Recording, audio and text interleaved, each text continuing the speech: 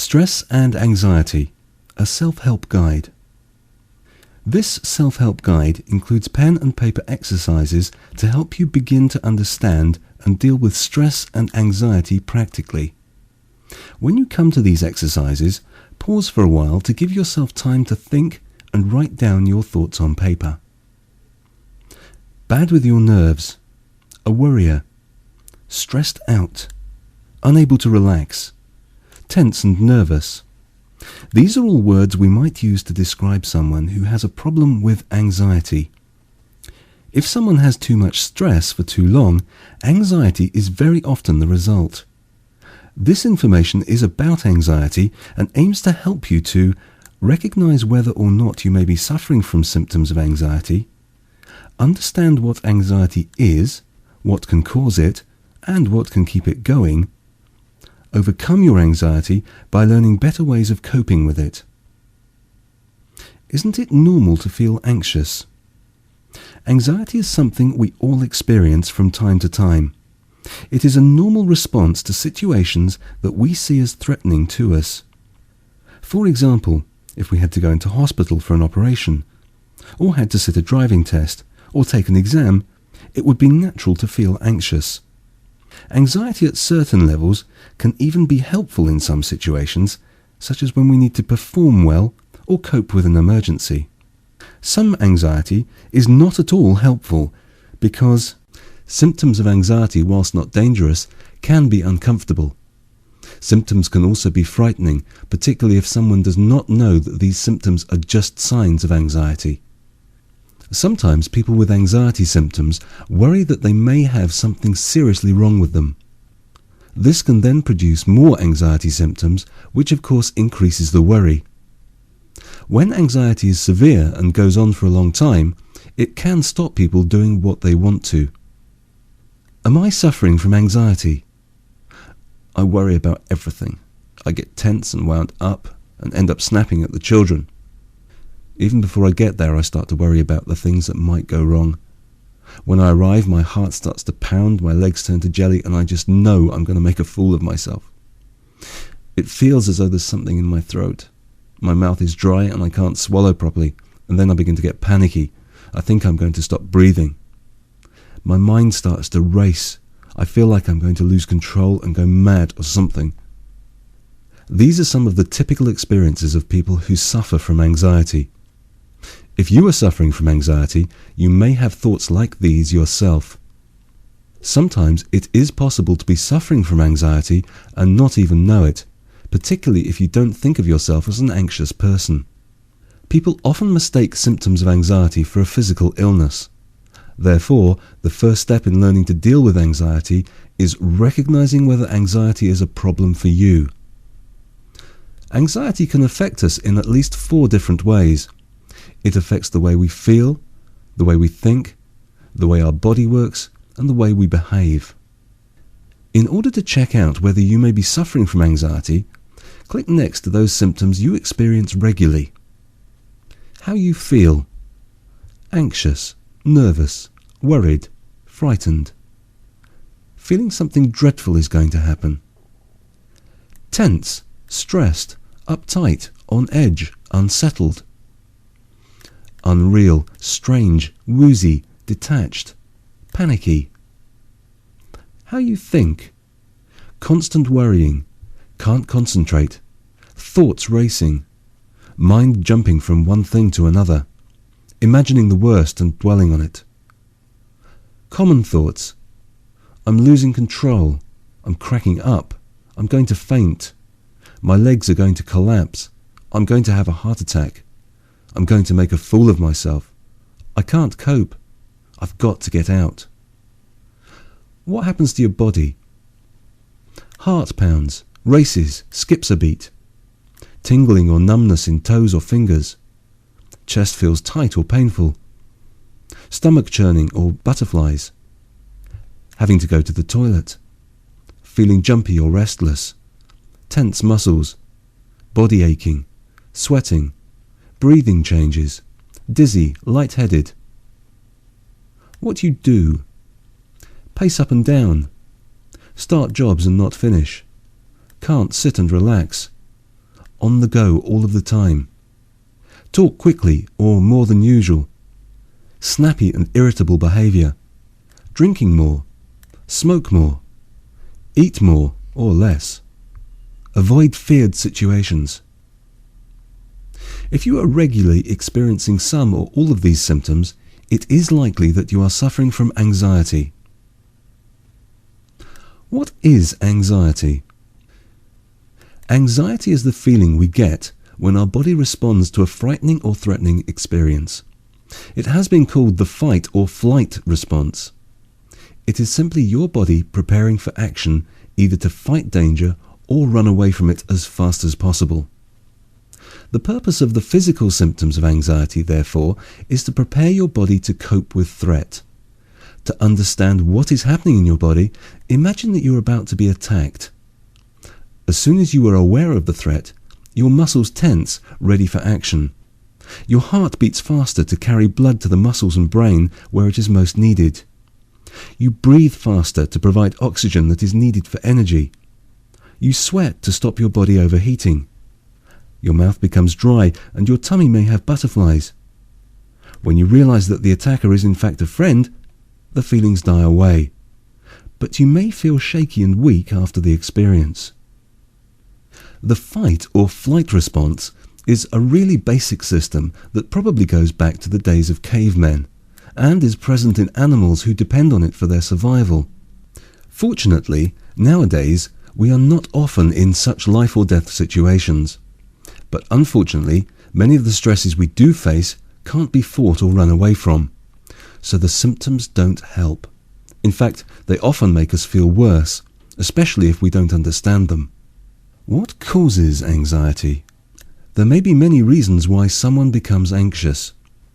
Some people may have an anxious personality and have learnt to worry.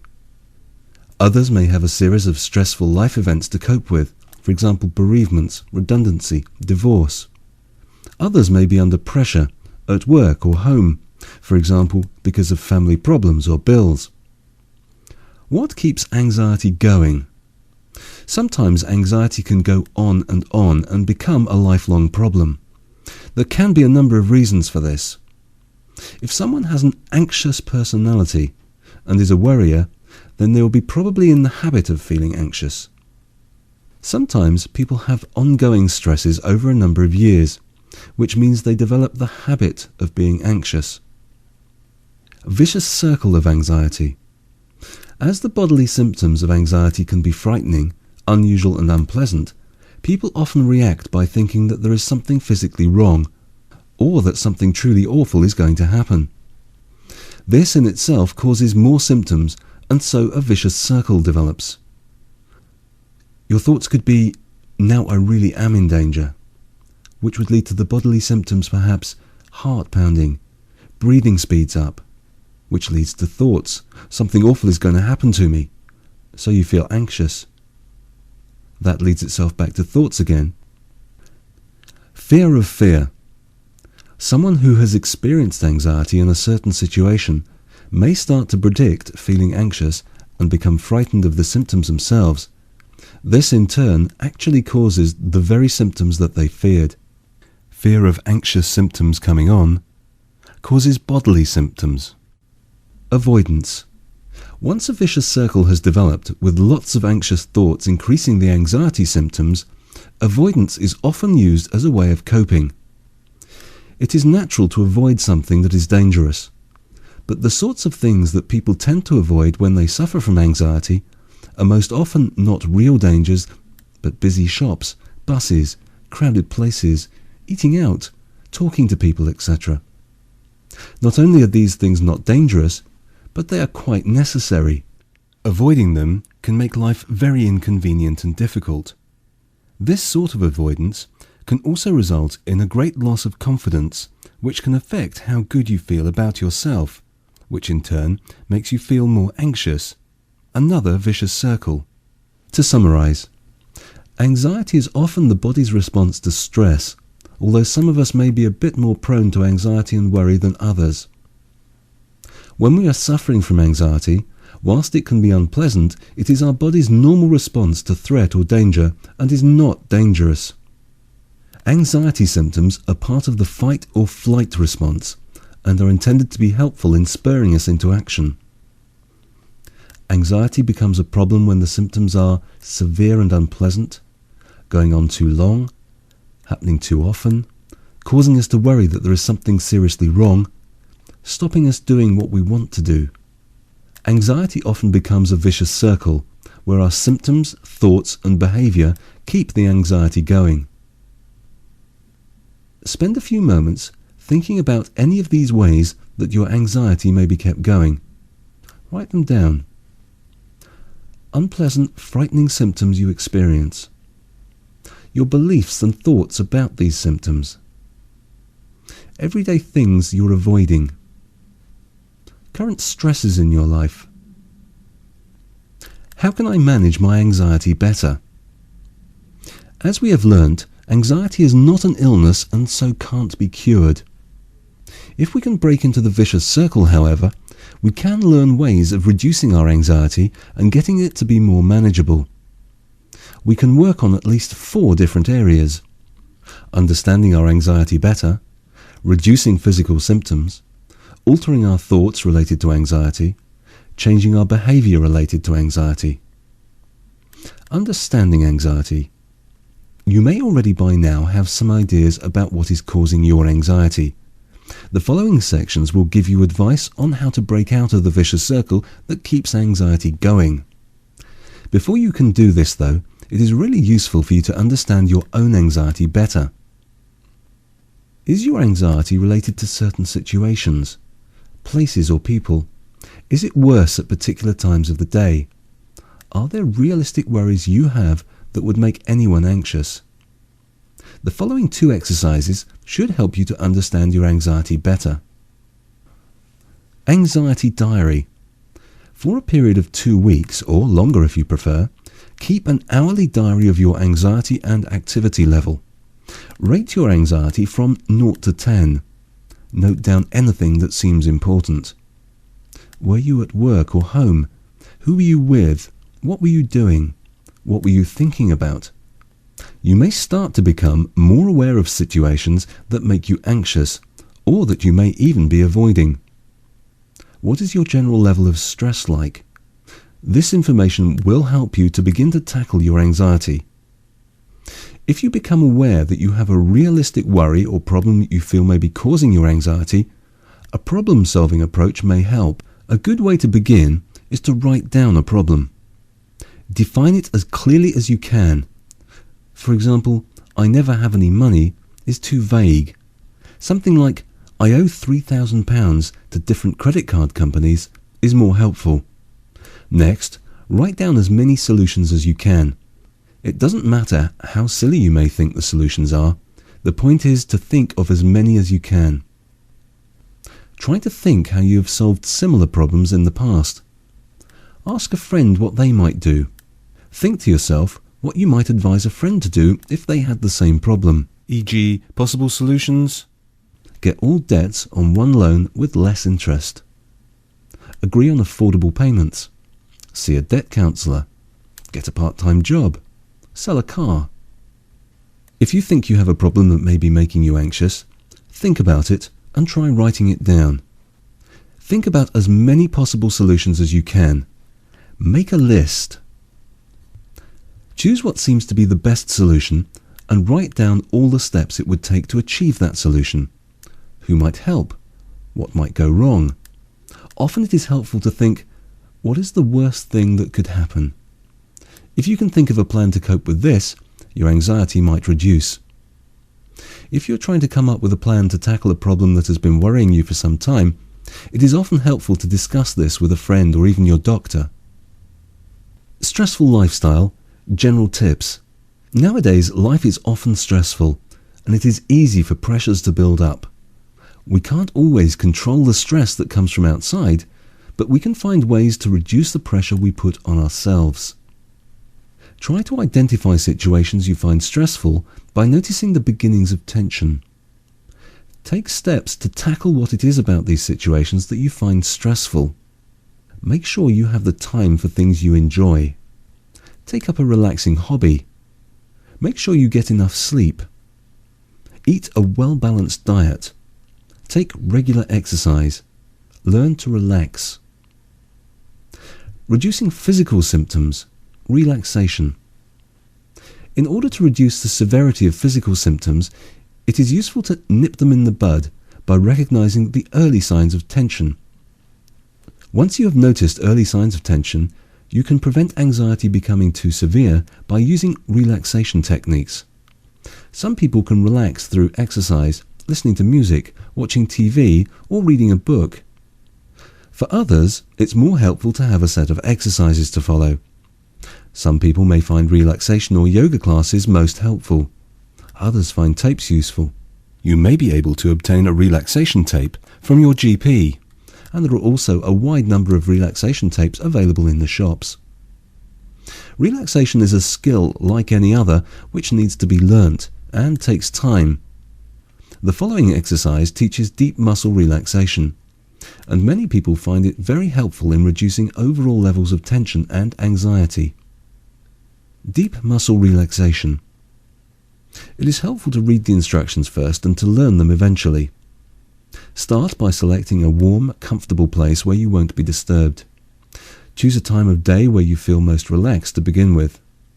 Lie down, get comfortable. Close your eyes. Concentrate on your breathing for a few minutes, breathing slowly and calmly. Say the words calm or relax to yourself as you breathe out. The relaxation exercise takes you through different muscle groups, teaching you firstly to tense, then relax. You should breathe in when tensing and breathe out when you relax. Starting with your hands, clench one fist tightly. Think about the tension that this produces in the muscles in your hand and forearm. Study the tension for a few seconds and then relax your hand. Notice the difference between the tension and the relaxation. You might feel a slight tingling. This is the relaxation beginning to develop. Do the same with the other hand. Each time you relax a group of muscles, think how they feel when they're relaxed.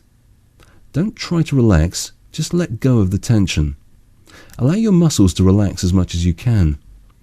Think about the difference in the way they feel when they're relaxed and when they're tense. Now do the same for the other muscles of your body. Each time, tense them for a few seconds and then relax. Study the way they feel and then let go of the tension in them. It is useful to stick to the same order as you work through the muscle groups. Hands. Clench fist, then relax. Arms. Bend your elbows and tense your arms. Feel the tension especially in your upper arms. Remember to do this for a few seconds and then relax. Neck. Press your head back and roll it from side to side slowly. Feel how the tension moves. Then bring your head forward into a comfortable position. Face. There are several muscles here, but it is enough to think about your forehead. You can also raise your eyebrows and then relax.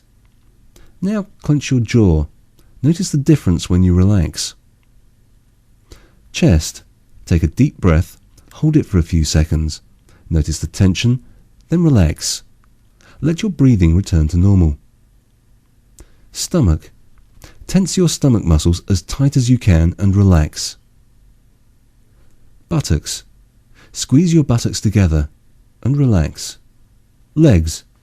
Straighten your legs and bend your feet towards your face. Finish by wiggling your toes. You may find it helpful to get a friend to read the instructions to you. Don't try too hard, just let it happen. To make the best use of relaxation, you need to practice daily. Start to use relaxation in everyday situations. Learn to relax without having to tense muscles. Use parts of the relaxation to help in difficult situations, e.g. breathing slowly. Develop a more relaxed lifestyle. Remember, relaxation is a skill like any other and takes time to learn. Keep a note of how anxious you feel before and after relaxation. Rate your anxiety 1 to 10. Controlled breathing. Over-breathing. It is very common when someone becomes anxious for changes to occur in their breathing. They can begin to gulp air, thinking that they are going to suffocate, or can begin to breathe really quickly. This has the effect of making them feel dizzy and therefore more anxious. Try to recognize if you are doing this and slow your breathing down. Getting into a regular rhythm of in 2-3 and out 2-3 will soon return your breathing to normal. Some people find it helpful to use the second hand of a watch to time their breathing. Other people have found breathing into cupped hands helpful.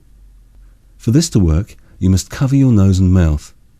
It takes at least 3 minutes of slow breathing for your breathing to return to normal. Distraction.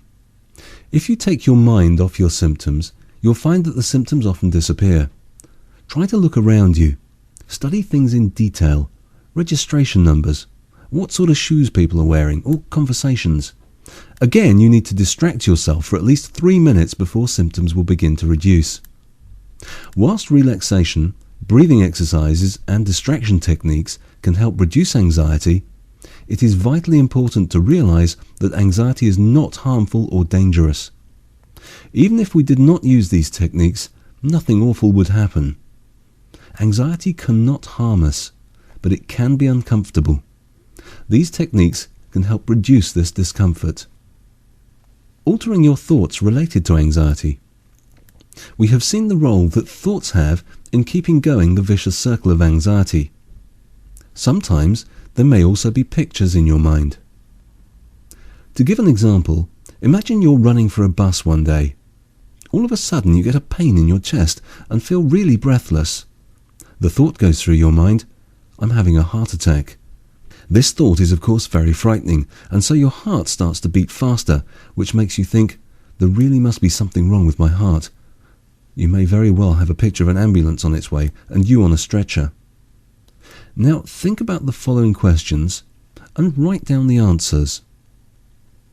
What are the thoughts that most often go through your mind when you feel anxious? Do you have any pictures of what might happen? Are there any thoughts that make you feel worse? It isn't always that easy to know what you are thinking that is making your anxiety worse. The sort of thoughts that make people anxious can come and go in a flash, and may be so much of a habit that they are automatic. They may be so familiar that they just feel like part of you. Try to keep a diary over the course of 2 weeks. Write down your own thoughts in situations where you are anxious. Now try to imagine the last time you felt very anxious. Try to run through it like a film, in as much detail as you can. See if you can write down any of the frightening thoughts now. Remember, any thoughts can count. No thought is too small or too silly. Even, oh no, or here we go again, can increase tension and anxiety. Some thoughts are like unpleasant pictures in your mind. Frightening thoughts. Once you know what it is you are thinking, you can begin to fight back and break the vicious circle. In particular, ask yourself, am I exaggerating? E.g., everything is bound to go wrong. It always does. Am I jumping to conclusions? For example, I have a pain in my chest, therefore it must be my heart. Am I focusing just on the bad things? E.g., I had a really bad day yesterday, ignoring that this followed a few good days. Use these questions to help yourself answer back. A good way of doing this is to write 2 columns, one for your thoughts that make you anxious, and the other for a more balanced thought. Anxious thought. The dizzy feeling means I'm going to faint. The balanced thought might be, I've had it many times before and I've not fainted. I have fainted once and that felt really different. Your anxious thought could be, I'm going mad. And your balanced thought, I've not gone mad yet, and the doctor tells me anxiety is not madness.